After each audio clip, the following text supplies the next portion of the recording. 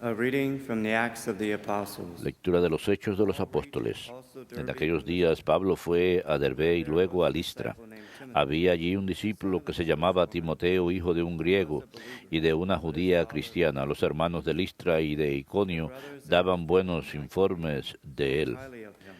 Pablo quiso llevárselo y lo circuncidó, por consideración a los judíos de la región, pues todos sabían que su padre era pagano. Al pasar por las ciudades, comunicaban las decisiones de los apóstoles y presbíteros de Jerusalén para que las observasen. Las iglesias se robustecían en la fe y crecían en número de día en día. Como el Espíritu Santo les impidió anunciar la palabra en la provincia de Asia, atravesaron Frigia y Galacia. Al llegar a la frontera de Misia, intentaron entrar en Bitinia, pero el Espíritu de Jesús no se lo consintió. Entonces dejaron Misia a un lado y bajaron a Troas. Aquella noche Pablo tuvo una visión.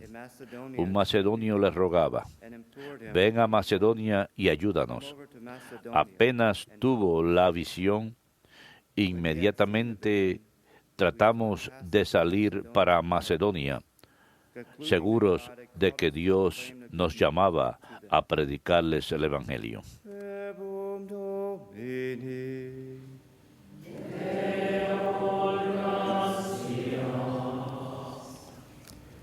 Let all the earth Aclama al Señor, tierra entera.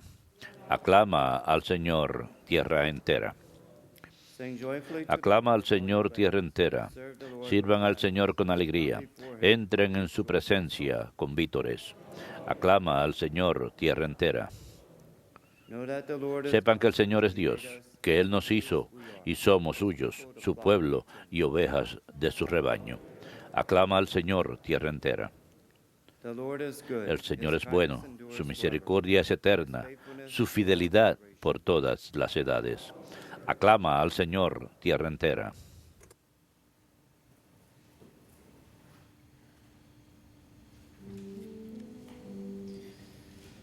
Alleluia, alleluia, alleluia.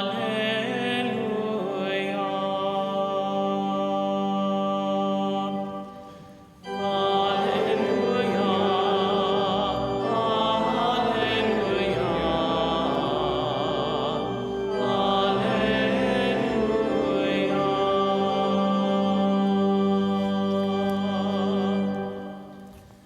If then you have been raised Ya que han resucitado con Cristo, busquen los bienes de allá arriba, donde está Cristo sentado a la derecha de Dios.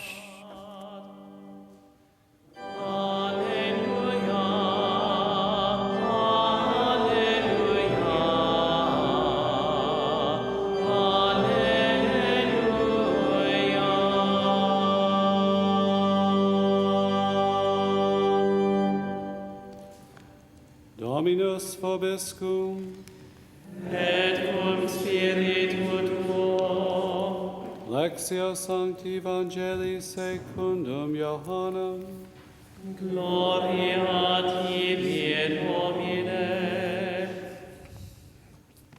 Jesus said to his En aquel tiempo dijo Jesús a sus discípulos: si el mundo los odia, sepan que me ha odiado a mí antes que a ustedes. Si fueran del mundo, el mundo los amaría como cosa suya. Pero como no son del mundo, sino que yo los he escogido sacándolos del mundo, por eso el mundo los odia. Recuerden lo que les dije: no es el siervo más que su amo. Si a mí me han perseguido, también a ustedes los perseguirán. Si han guardado mi palabra, también guardarán la suya. Y todo eso lo harán con ustedes a causa de mi nombre, porque no conocen al que me envió. Verbum Domini. Sibi Christe.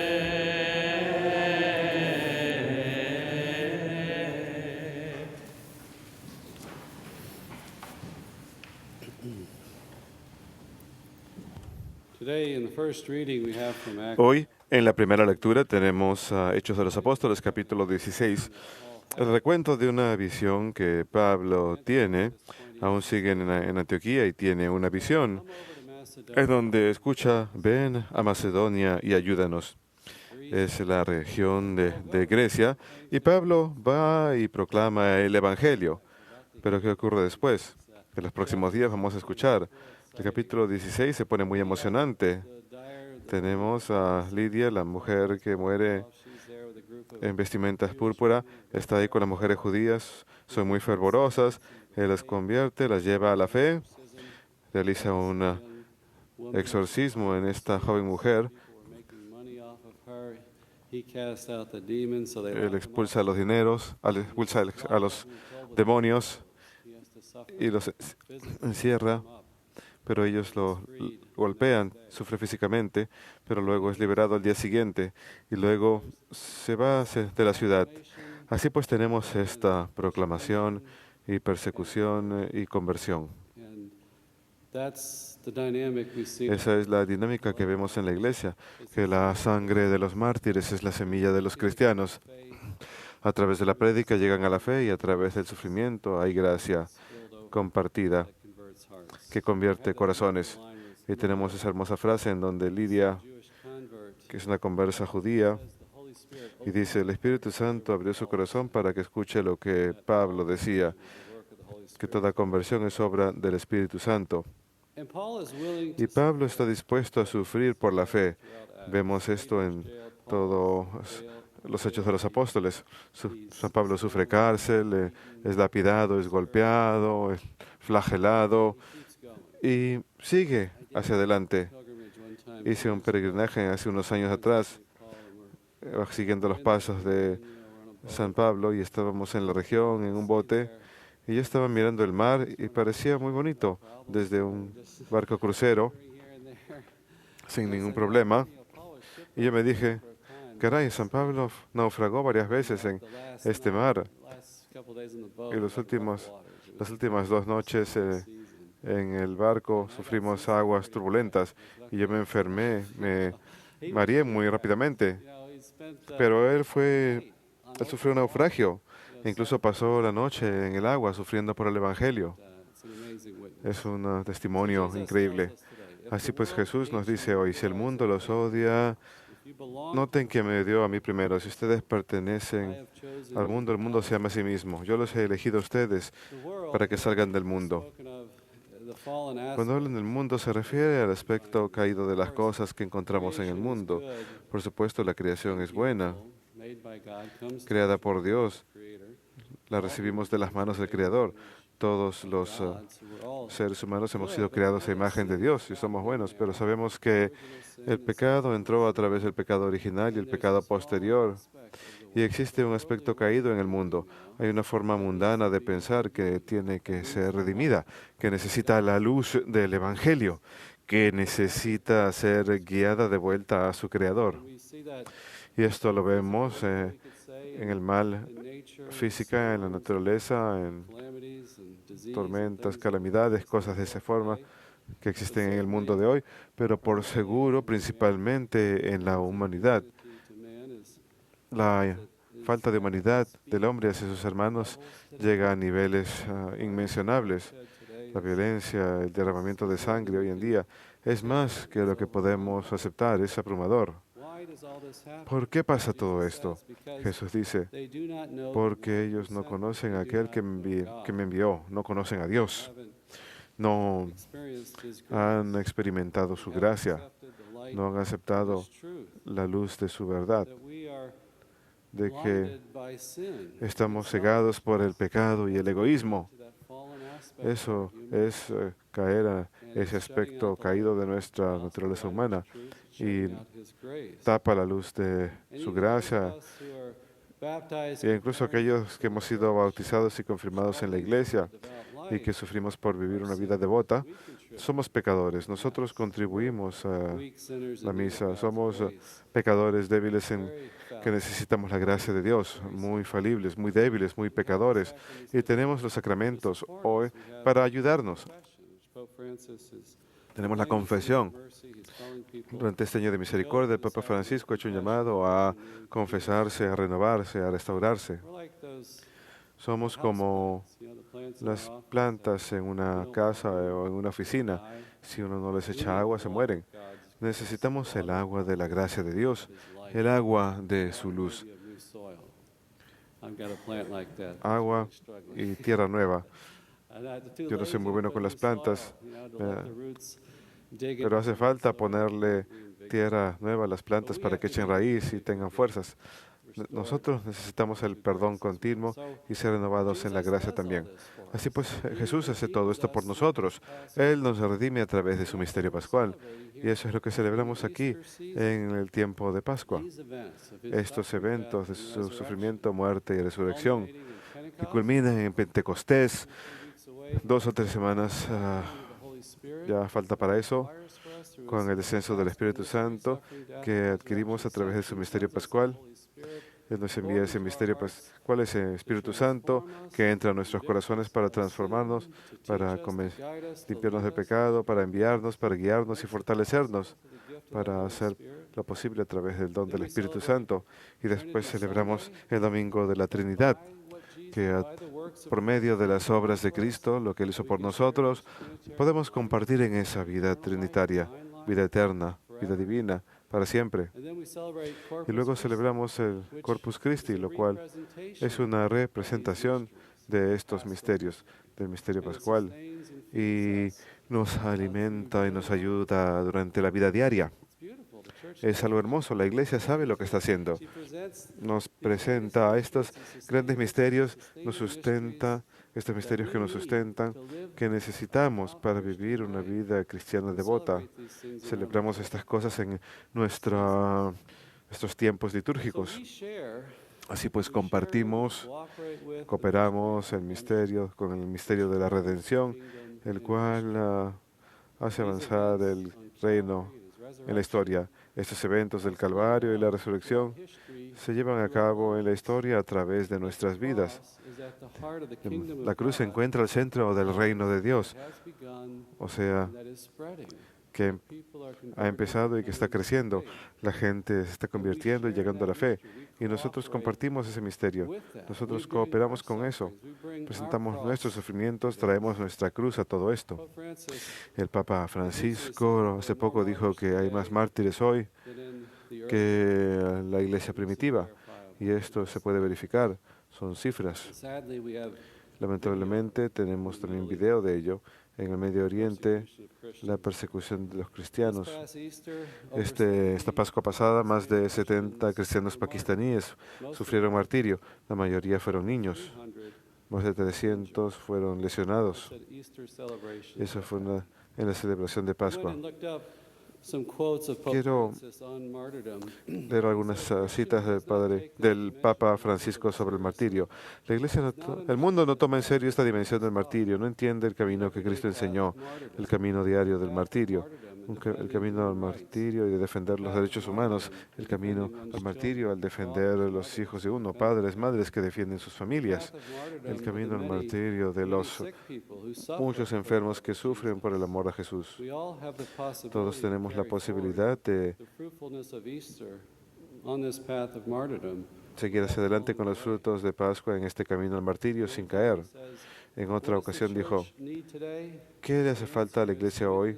La respuesta es testigos, mártires, esos santos de la vida diaria, los que vivieron vidas ordinarias de forma coherente, pero también aquellos que tuvieron el coraje de ser testimonios hasta el final, hasta la muerte.